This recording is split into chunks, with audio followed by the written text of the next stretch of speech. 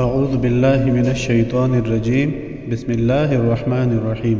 السلام علیکم ورحمۃ اللہ وبرکاتہ۔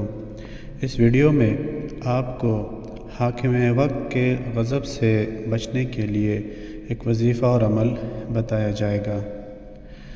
جس شخص کا حاکم یا مالک اس سے ناراض ہو گیا ہو اور اسے ڈر ہو کہ حاکم اسے نقصان پہنچائے گا تو اسے چاہیے کہ وہ اس میں مبارک یا مؤمنو کو نماز تہجد ادا کرنے کے بعد 136 مرتبہ اول و آخر 5 مرتبہ درود پاک کے ساتھ 21 دن یا 40 دن تک پڑھے۔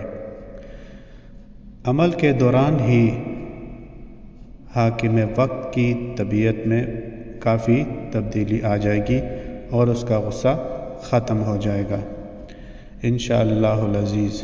کوئی بھی عمل شروع کرنے سے پہلے صدقہ ضرور دے دیجیے گا۔